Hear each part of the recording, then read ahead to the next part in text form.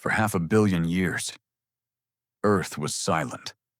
No birds, no fish, no trees, not even a blade of grass. Just rock and lava and poisoned sky. And then, at the bottom of the world, something changed. 3.8 billion years ago, deep in the black ocean, where sunlight has never reached, where the pressure can crush steel, the Earth itself started to breathe. We call them hydrothermal vents, cracks in the ocean floor, where boiling water, rich with chemicals, pours out from the heart of the planet. Water at 400 degrees. That does not boil, because the weight of the ocean holds it down. And in that boiling, toxic, impossible place, life began. Not with a bang, but with a whisper. The first life was not an animal. It had no eyes, no mouth, no brain. It was a single cell, smaller than a speck of dust, thinner than a human hair. But that cell knew how to do one thing that rock could never do. It could copy itself. 1 became 2, 2 became 4, 4 became 1 billion. In a few thousand years, the ocean floor, around those vents, was covered in a living carpet, a slime of bacteria. We have their fossils today.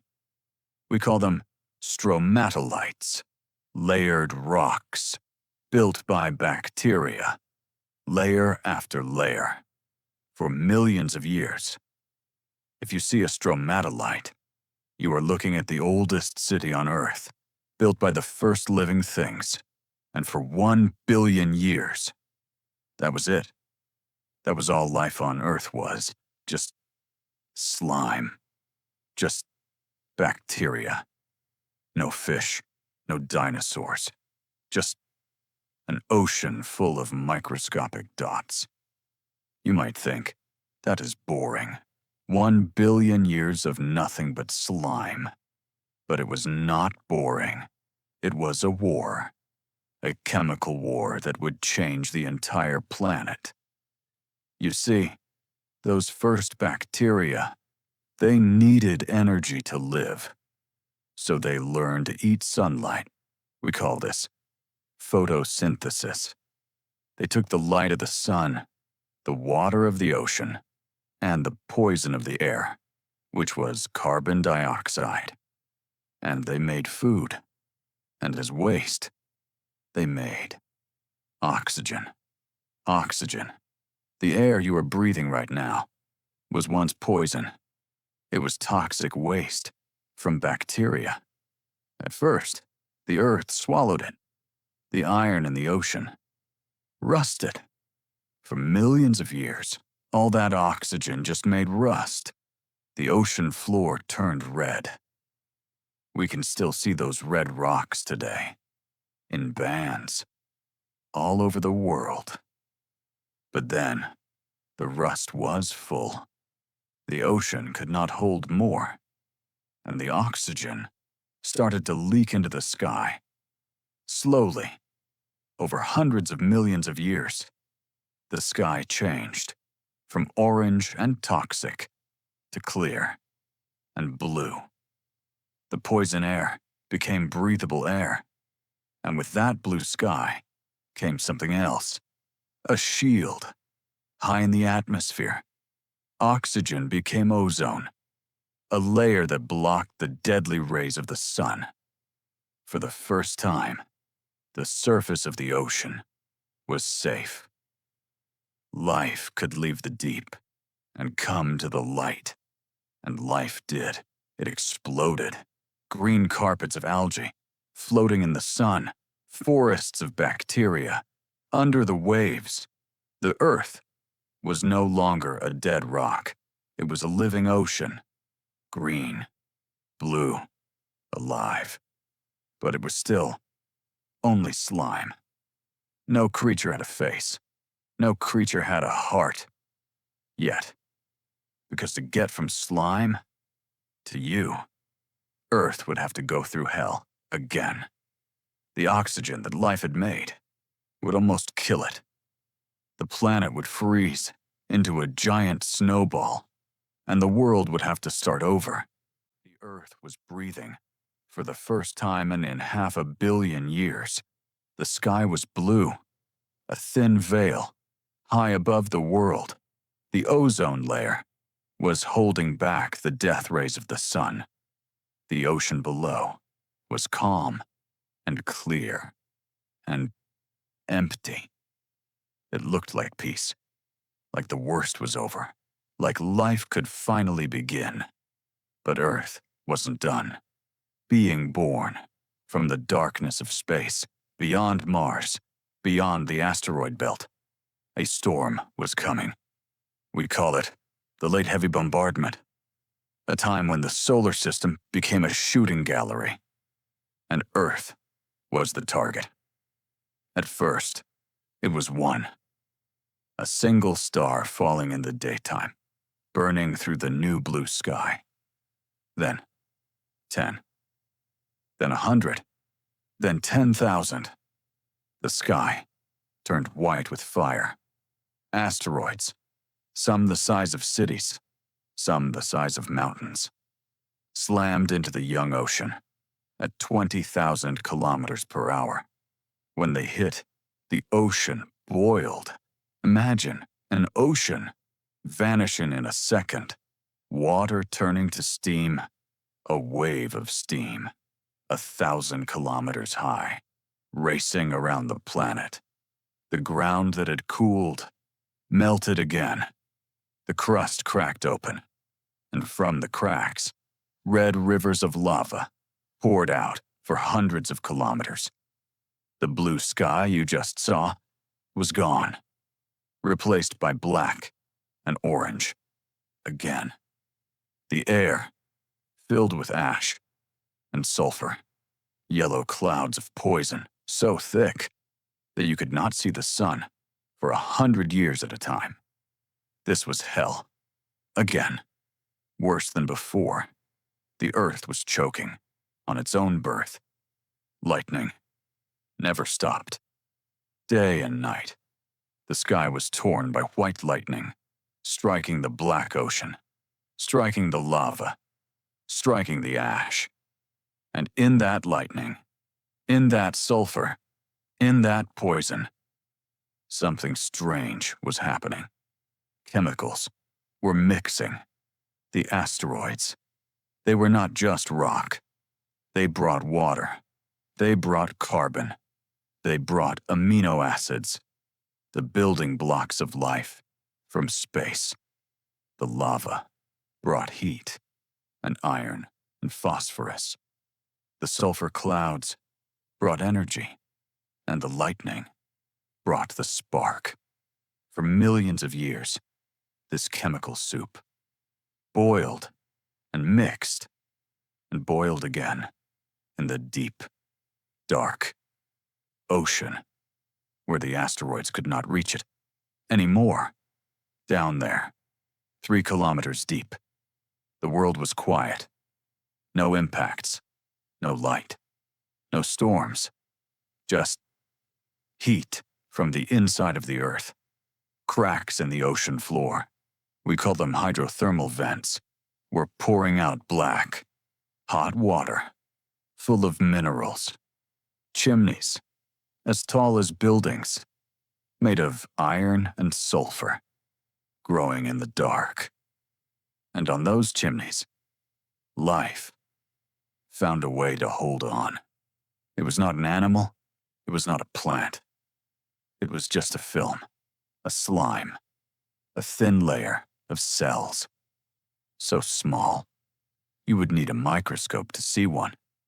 But they were alive, the first alive things on Earth. They did not eat. They did not breathe like us.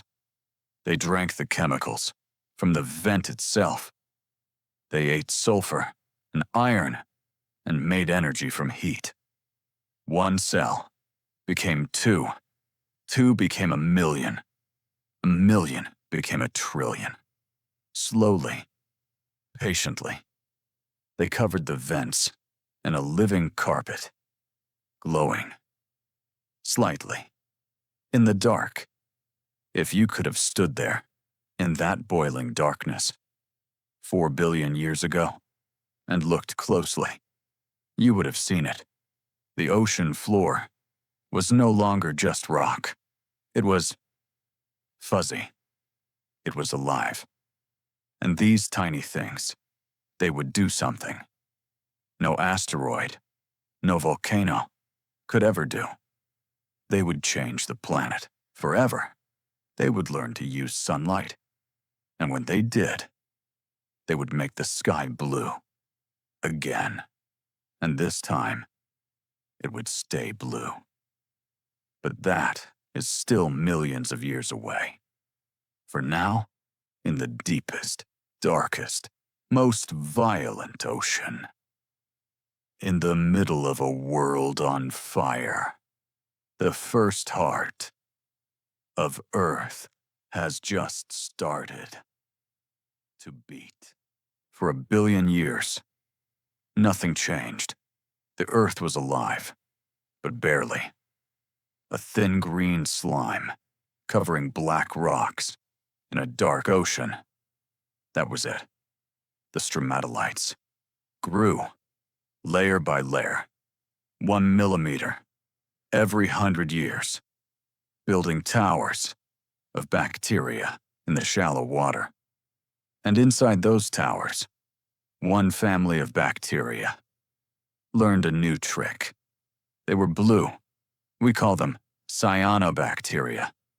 The other bacteria, they ate chemicals from the vents, sulfur, iron.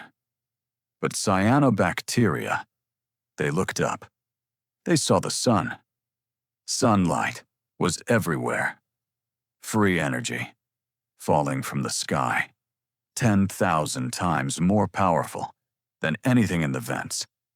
And they learned how to eat it. We call it photosynthesis. They took sunlight and water and carbon dioxide, and they made sugar and energy. It was a miracle, the greatest invention in the history of life. But every invention has waste, and their waste was oxygen. Oxygen. Today we love it. We breathe it. We need it to live. But 4 billion years ago, oxygen was poison. It was toxic. It was corrosive.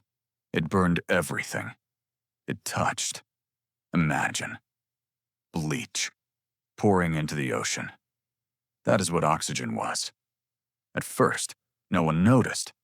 The ocean had iron dissolved in it. For 1 billion years, the ocean was red and green, full of iron, like rust. When the cyanobacteria released oxygen, the oxygen grabbed the iron and turned it into rust, and the rust sank to the bottom. Layer after layer of rust falling for millions of years, making the bottom of the ocean red. We can see it today in rocks, red stripes and black stripes, red stripes and black stripes. We call them banded iron formations. The biggest iron mines in the world are made of this. All that iron, rusted by the first breath of the earth. But one day, the iron ran out. The ocean could not soak up the oxygen anymore. And so, the poison began to build up. The water became clear.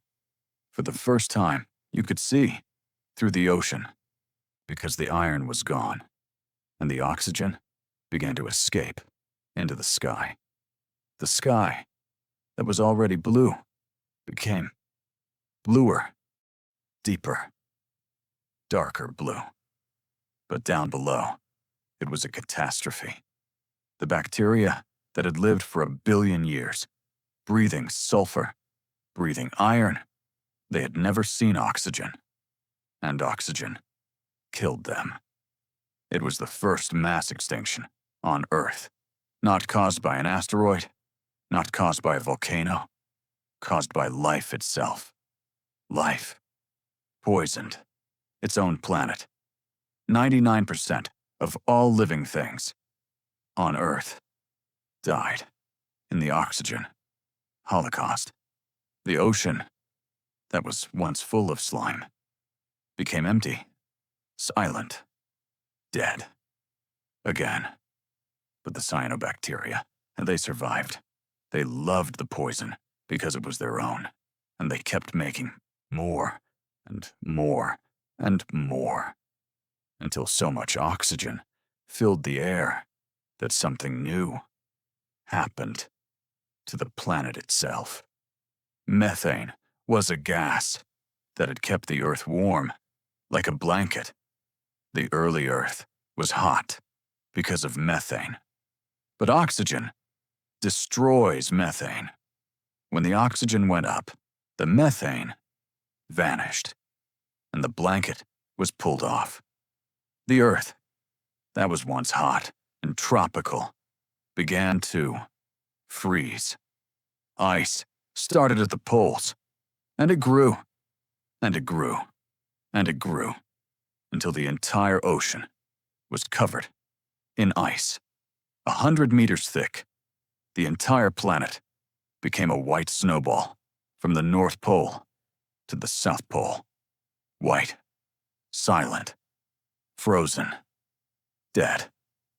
The first ice age, the Huronian glaciation. The worst winter Earth has ever known, lasting for 300 million years. And underneath that ice, in the dark, in tiny pockets of water, around hot vents, the blue-green bacteria were still alive, still making oxygen, waiting for the ice to melt, waiting for the world to breathe again. For 30 million years, the world was white. From the North Pole to the South Pole, from the highest mountain to the deepest ocean, everything was ice. The average temperature was minus 50 degrees. No clouds, no rain, no wind, just white and silence. The ocean that once gave birth to life was now a tomb, a lid of ice, 1 kilometer thick, sealing the planet. Sunlight could not enter. The water below was black, dead black, and on the surface, nothing moved. But the Earth wasn't dead. Deep below the ice, the planet was still angry. Volcanoes, thousands of volcanoes, were still erupting. Under the ice, under the ocean, they could not stop. They never stop. And every time they erupted, they breathed out carbon dioxide, CO2, a greenhouse gas. Before, CO2 would be washed away by rain. But now, there was no rain. There was no ocean to absorb it. The ice was a lid, trapping the gas inside. So for 30 million years, volcano after volcano puffed CO2 into the frozen sky. And the CO2 just built up and built up. The atmosphere became thick, very thick, like a heavy blanket, wrapping a snowball. It was 10 times, 100 times, thicker than today, until one day it was enough. The blanket became too hot. The ice at the equator, the thinnest ice, began to crack. A tiny crack of black is in a world of white. Sunlight, for the first time in 30 million years, hit dark ocean water, and dark water absorbs heat. The crack became bigger and bigger and bigger. And then, in a geological instant, maybe just a few thousand years, the entire ice sheet collapsed. The world, that had been frozen for 30 million years, melted in a flash. The temperature shot up from -50 to +50 in a few years. A hellish, steaming hothouse. The ocean boiled, it rained for 10,000 years, non-stop. Hot, acidic rain, and the water, full of CO2, became sparkling water. Acidic, it dissolved the rocks, and the rocks fell to the bottom, making strange, pinkish rocks we call cap carbonates. You can see them today, on top of glacial rocks. Impossible. Ice rock and tropical rock together, and after the rain stopped, the Earth was different. The ocean was no longer empty. The 30 million years of isolation under the ice had forced the bacteria to evolve, to become tougher, smarter. The ice had been a pressure cooker for evolution. And now, with the world warm again, and full of oxygen, and full of food, life exploded like never before. The snowball that almost killed everything had actually saved everything. It cleared the board for what was coming next. The most complex creature the world had ever seen, waiting under the ice.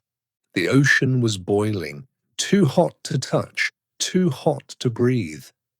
The ice of Snowball Earth was gone, but it left behind a nightmare, a flooded planet, a giant, hot bath full of carbon dioxide and acid.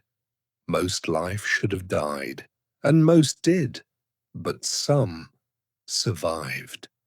In the deep, black, scalding water, bacteria clung to rocks near volcanoes. They were the only ones left. The world was empty, silent, a graveyard of hot water. For millions of years, nothing happened. The Earth needed to cool, and slowly it did. The rain came. For thousands of years it rained. It washed the carbon dioxide out of the sky into the sea. The temperature dropped. 50 degrees became 40, became 30, became 20. And as it cooled, the sea changed. It was now full of food, full of calcium, full of oxygen from all that bacteria that had survived. It was empty, warm, and rich. It was a blank canvas, waiting to be painted. And then, 541 million years ago, it exploded. Something started to crawl on the sea floor. Something with legs, with armor, with eyes. Its name was Trilobite, and it could see. Nothing in history had ever truly seen before. It had crystal eyes that could detect light and shadow and movement. For the first time, one creature could look at another creature and decide to hunt it. And once you can be seen, you have to hide or fight. Life became a war, and in this war, nature invented everything. In that sea, there was Opabinia, 5 eyes, and a long clawed arm growing out of its face. The back of the head. There was Hallucigenia, a worm with spikes on its back and 7 pairs of clawed legs. And then there was the king, Anomalocaris, 1 meter long, in a world of tiny creatures.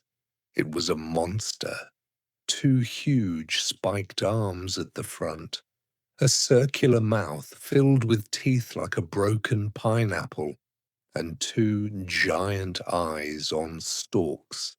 It saw everything. It ate everything. It was the first apex predator the world had ever known. This was not peaceful. This was an arms race. If you have eyes, I will grow armor. If you have armor, I will grow claws. If you have claws, I will grow bigger teeth, faster, stronger, deadlier. For 20 million years, life invented murder, and every murder forced life to invent something new. And under the feet of all these monsters, there was something small, something you would miss if you blinked. It was no longer a finger, no armor, no claws, no teeth. It looked like a pathetic little worm. Its name was Pikaia, but inside Pikaia, there was something no other animal had, a rod, a flexible rod, running down its back. It was soft. It was weak, but it was the first spine. That tiny rod would become the backbone of every fish, every dinosaur, every human that has ever lived. The monsters of the Cambrian, Opabinia, Hallucigenia, even the great Anomalocaris, they would all die. Their designs were too strange, too extreme. But that little worm, with a rod in its back, survived. And that is why you are here. The boiling ocean almost killed everything. Instead, it cleared the stage for eyes to open. And once life could see, it could never be blind again. The war was over. The Cambrian Explosion, where that wild experiment of 5 eyes and spiked mouths and walking sponges, had ended. Most of the monsters died. Anomalocaris was gone. Opabinia was gone. The sea floor, which had been a battlefield of alien creatures, was quiet again, but not empty, because the winners remained. And they were fish. Not big fish at first. Fish with no jaws, just soft mouths that sucked mud like living vacuum cleaners. They looked weak, but they had something no Cambrian monster had. A backbone. That glowing rod from Pikaia was now hard bone inside them, and bone changes everything. 300 million years ago, the sea belonged to them. The first fish with armor appeared, Dunkleosteus, a fish with a head the size of a table, no teeth. Its jaws were just bone blades that snapped shut like scissors. It could bite through anything. It was 6 meters long, the Tyrannosaurus of the sea. And then fish with jaws. Real jaws that could open and close. They were faster, smarter. They could hunt. The sea, which had once been a garden of worms, became a hunting ground. There were reefs now, giant coral reefs, bigger than cities, built by animals smaller than your finger, sponges, as tall as trees, filtering the water, sea scorpions, Eurypterus, 2 meters long, with claws and stingers, patrolling the bottom like underwater tanks. The ocean was alive, more alive than ever before. It was full, crowded. Every inch of water had something living in it, something eating something else. So some life looked elsewhere. It looked at land, but land was still dead. For 3 billion years, land had been bare rock. No trees, no grass, no soil, just grey stone burning under the sun, ultraviolet light. So strong it would shred DNA, blasted the surface. No animal could survive 10 minutes out there. It would dry out and die. But plants found a way. 470 million years ago, at the very edge of the ocean, where waves splashed on rock, a thin green slime began to crawl out. It was algae. Tired of being eaten by fish, it took a chance on land. It should have died, but it had a partner. Hidden inside the rocks were fungi. For millions of years, fungi had been dissolving stone with acid, eating the rock itself. They made a deal. The algae said, "I can make food from sunlight." The fungi said, "I can give you water from inside the stone." Together, they would live. That deal became lichen. The first life on land, it looked like nothing, just green and grey stains on rock. But it did something impossible. It broke rock and made soil. Dark, wet, rich soil that could hold water. And once you have soil, you have a future. 400 million years ago, the first true plant pushed a root down into that soil. Cooksonia.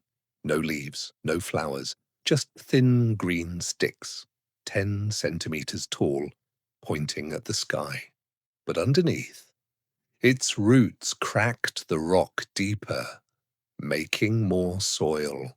And more soil meant more plants could grow. And they did, fast. In just 20 million years, those tiny sticks became forests. But not like any forest you have ever seen. These trees were 40 meters tall. Their trunks were not wood as we know it. Some were giant fungi, prototaxites, bigger than a house. The land, which had been grey for 3 billion years, turned green. Earth finally had green skin, but it was a silent forest. No birds singing, no monkeys screaming, no wind in leaves, heard by any ear, because there were no animals, just endless green towers, in a world with no sound. And those silent trees changed the sky. They breathed in carbon dioxide and breathed out oxygen, more oxygen than ever before. The air became 35% oxygen. Today, it is only 21. The air was so rich that a spark could set the forest on fire, and the fire would burn for months. In that rich air, insects came. First, millipedes, tiny, armored, crawling out of the water to eat dead plants. They were the first animals to walk on land. They had legs that could hold their weight and skin that would not dry out. Then they grew. Because there was so much oxygen and no predators, they became giants. Arthropleura, a millipede, 2.5 meters long. Longer than a man, it crawled through the forest, unstoppable. And in the sky, the real terror, Meganeura, a dragonfly with a wingspan of 70 centimeters, bigger than an eagle. It could see you from 100 meters away. It ruled the sky because nothing else could fly. Down in the mud, at the edge of that giant forest, something else was waiting. It was a fish, but it had 4 fleshy fins, thick with muscle and bone. It had elbows and a neck. No fish has a neck. It could turn its head, left and right, like you can. Its name was Tiktaalik. 375 million years ago, its swamp dried up. The water became hot. No oxygen, it was trapped. So it pushed, with its arm fins on mud, one step, then another, out of water into air. Its lungs, primitive wet bags, burned with that rich, new oxygen.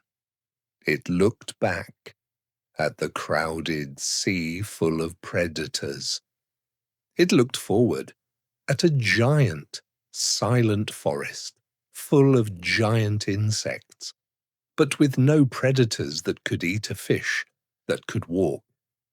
It took another step.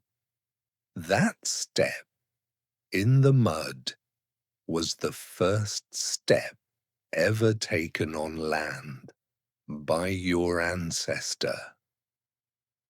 The sea had made life crowded, but the land would make it free. That freedom to walk on land would create something the world had never seen. Not a fish with elbows, not a dragonfly the size of an eagle, but something much bigger, 30 meters long, 50 tons, taller than a building. Its footsteps were earthquakes. This was the age of dinosaurs, and it would last for 165 million years, longer than any empire, longer than any species. Imagine a forest where the trees are as tall as skyscrapers, and something eats the tops of those trees. Brachiosaurus, 20 meters tall. Its neck alone was 9 meters. Its heart weighed 600 kilograms. As big as you are, it needed to eat 300 kilograms of plants every single day, and it was not alone. A herd, 20, 50, 100 of them. When they walked, the ground shook 2 miles away. Sauropods, the largest animals that ever walked on land, and they were everywhere. Diplodocus, longer than a blue whale, but on land. Argentinosaurus, 70 tons. No predator would dare attack an adult. They were too big to die. But not all giants were gentle. Triceratops, 9 meters, 12 tons, 3 horns, 1 on the nose, 2 above the eyes, 1 meter long each, and a frill, a shield of solid bone to protect its neck. It could charge at 30 kilometers per hour and impale anything in its path. Stegosaurus, plates on its back, not for armor, for heat, like solar panels, turning red to scare enemies, and a tail with 4 spikes, each 1 meter long, called a thagomizer. One swing could kill a predator. Ankylosaurus, a living tank covered in armor from head to tail, and at the end of its tail, a hammer of solid bone, 50 kilograms. One hit could shatter the leg of a T-Rex. They were walking fortresses. But evolution always builds a better hunter. Velociraptor. You think you know it from movies. You don't. It was not 2 meters tall. It was as big as a turkey, but smart. Very smart. And it hunted in packs. 6, 10, 12, communicating, planning, and a claw on its foot, like a sickle, 6 inches long, to cut, to bleed. Allosaurus, the lion of the Jurassic, 10 meters, 2 tons, teeth, like steak knives, 10 centimeters long. That kept growing its whole life. It hunted sauropods, 10 times its size by hunting in packs. And then the king, Tyrannosaurus rex, 12 meters long, 9 tons, 40 feet of muscle and teeth. Its head, 1.5 meters long. Its teeth, 30 centimeters, like bananas, but sharp. Its bite, 8 tons of pressure, the strongest of any land animal ever. It could bite through bone, through armor, through a car. It could see you from half a mile away, smell blood. From 6 miles, hear a heartbeat through the ground. For 2 million years, nothing could challenge it. But the most amazing thing about dinosaurs was not how big they were, or how strong it was, how they loved. They built nests, circles of mud, as big as a house, laid eggs, 20, 30 eggs, and stayed, protected them, for months. Maiasaura means good mother lizard. Fossils show they fed their babies in the nest until they could walk, like birds, because some dinosaurs had feathers, not scales, feathers, soft, colourful, red, blue, black and white like a magpie. Velociraptor had feathers. T-Rex babies had feathers like chicks, and Archaeopteryx, the size of a pigeon, with teeth and claws on its wings and feathers on its arms and tail. It jumped from trees, glided. For meters, it was a dinosaur trying to fly, and its children would succeed. And today, when you see a pigeon, or an eagle, or a sparrow, you are seeing a living dinosaur. For 165 million years, they ruled. No asteroid, no volcano, no ice age could stop them. They were perfect, too perfect. The world was theirs, forever, they thought. But in space, a rock, 10 kilometers wide, the size of a city, was already falling at 20 kilometers per second.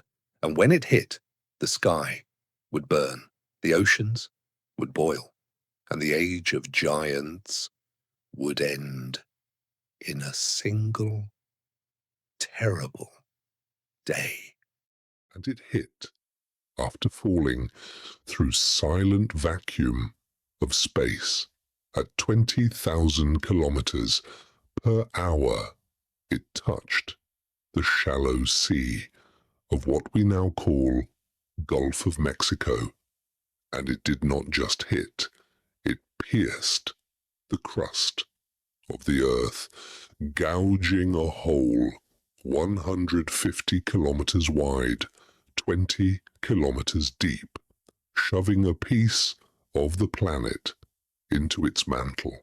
And the energy was beyond belief. 100 million megatons, billions of times stronger than Hiroshima, like detonating all nuclear bombs on Earth at once and multiplying by 10,000. And in the first millisecond, you were right. The sky burned a flash, swept at speed of light 1,500 kilometers around it. Everything, every tree, every triceratops, every T-Rex was vaporized into atomic dust before their nerves could even feel pain. They were simply gone. But that was only the first death. In the next second, you were right, the ocean boiled, air rebounded into a shock wave, a wind, thousands of kilometers per hour, stronger than any hurricane ever.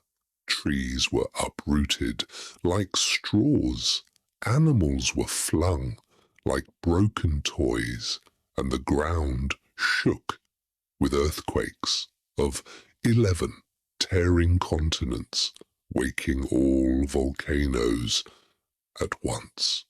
Water, a wall of water, hundreds of meters high, a mega tsunami carrying rocks, mud, and dead giants, moved at speed of a jet, hundreds of kilometers inland, crushing everything. Coastlines reshaped in minutes, but the coldest killer came from the sky. Billions of tons of rock melted, vaporized, thrown into space, cooling in vacuum, into trillions of glowing glass spheres, and then gravity pulled them back. The entire sky over the whole planet rained fire, trillions of superheated glass, friction, turning the atmosphere into a red oven, air temperature, hundreds of degrees, jungles on every continent burst into flames. At once, the whole surface was a sea of fire. Where could they flee? When sky rained fire and air boiled their lungs, this was the second death. And after days, fires died. But then came the third death, the slowest, the cruelest: ash, soot, sulphur from burnt forests. And the crater rose into stratosphere, forming a thick black shroud, blocking the sun. Absolutely no sunlight for years. Nuclear winter began. Temperature plummeted. Oceans started to freeze, and without light, plants could not make food. Photosynthesis stopped. Leaves withered, rotted. Great food chain broken at root. Giant herbivores who needed forests a day to eat had no leaves, collapsed from starvation, and giant carnivores like T-Rex roared pitifully in cold darkness, fighting over last rotting carcasses, tearing each other before they too grew weak and collapsed onto filthy snow. 99% of all species gone in a blink of cosmic history. 160 million years of majestic reign wiped out by a stray rock. Silent, desolate, deadly world. But look closely. Beneath that filthy ash, under rotting roots, in tiny damp burrows, small lives were trembling, but holding on. Creatures like today's shrews, mouse-sized, furry, with tiny ears. Mammals, our most distant ancestors, purgatorious. Why did they survive while giants fell? Answer lies in humility. They did not need hundreds of kilos of meat. They ate insects, worms, seeds fallen under ash, even scraps from dead giants. And they had a superpower. Reptiles lacked warm blood and fur that kept internal heat. When Earth froze and when food depleted, mothers did not abandon children. They secreted a white liquid rich in nutrients from own body to nourish next generation. Breast milk, that primal motherly love, saved entire lineage from extinction, and thousands of years passed. Dust settled. First weak ray pierced grey clouds, shining upon desolate ground. New dawn truly began. Land, sky, oceans left wide open, massive gaps waiting for new kings. And mammals, from timid little creatures, began to step out of dark caves, rising in most spectacular explosions in history. Across continents, biodiversity poured like waterfall. Jungles regrew, greener with flowers and sweet fruits, and mammals broke all size limits. Some decided to return to ocean, transforming legs into fins, developing thick fat to resist deep cold coming, giant whale to eat meat again, with sharp teeth, becoming ancestors of lions, tigers with claws and fangs, hunting in open plains, and some stayed in trees on towering canopies of primary rainforests, honing invaluable skill, ability to grasp, with hands featuring thumbs that could oppose and sharp eyes that could see three-dimensional space. They were first primates, small, with long tails, like Plesiadapis, living in trees, jumping, holding, and tails were useful then for balance, but time moved and tails disappeared because in bigger apes, like Proconsul, no tail needed when you can sit upright on branch with flat face. And then tectonic plates collided, pushing giant mountains upward, blocking moist air. Global climate became colder and drier. In East Africa, dense forests that sheltered primates shrank, withered, gave way to vast, sun-scorched, open savanna grasslands, tall yellow grass, overheads, nowhere to hide, no more sweet fruit to pluck. They were forced to do something unprecedented, descend to ground, standing in middle of vast wilderness, surrounded by predators many times faster, stronger, larger. That wretched creature had no claws, no fangs, no armored shell, no speed. By every theory, it should have gone extinct immediately. It was most perfect prey, but instead of collapsing, it performed greatest act in entire history of evolution.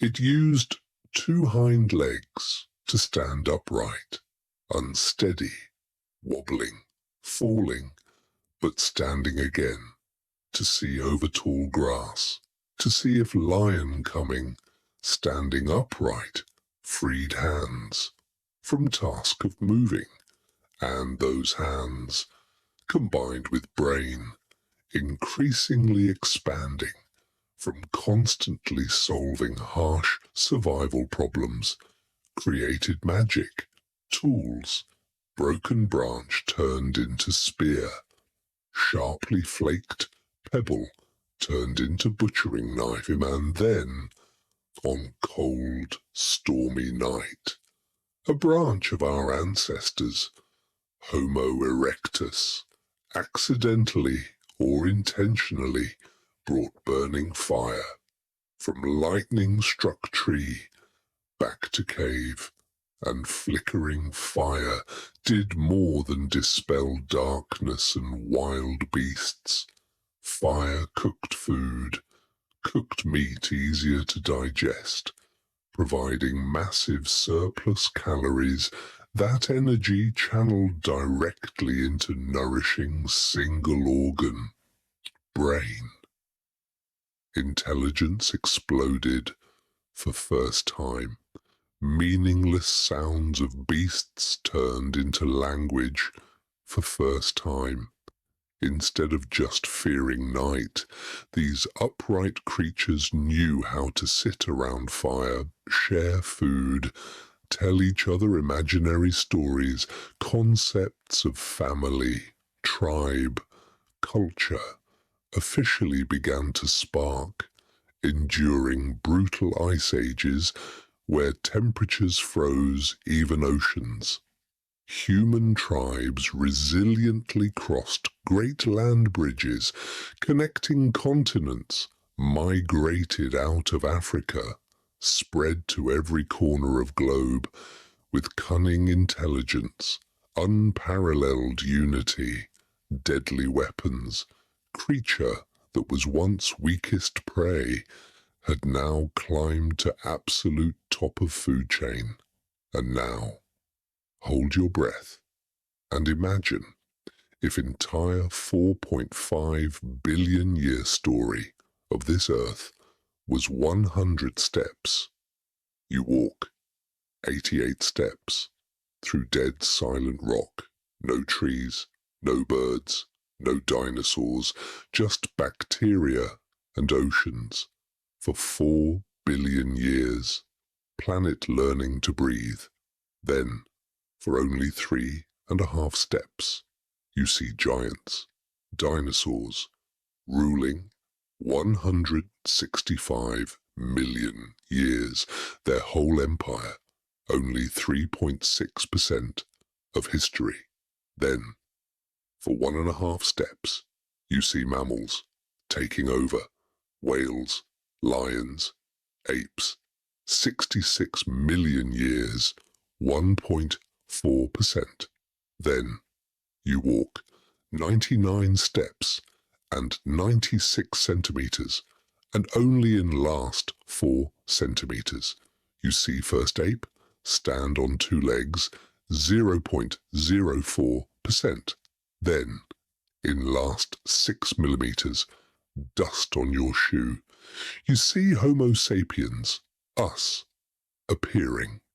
300,000 years ago, 0.006%, and all of human civilization, agriculture, villages, writing, pyramids of Egypt, Babylon, Romans, Great Wall, gunpowder, steam, electricity, 2 world wars, moon landing, internet, satellites, artificial intelligence, all that, every tear, every smile, every love song, every crime, all encapsulated in last 0.2 millimeters, last scratch, on that dust, on your shoe, 10,000 years, 0.0002%.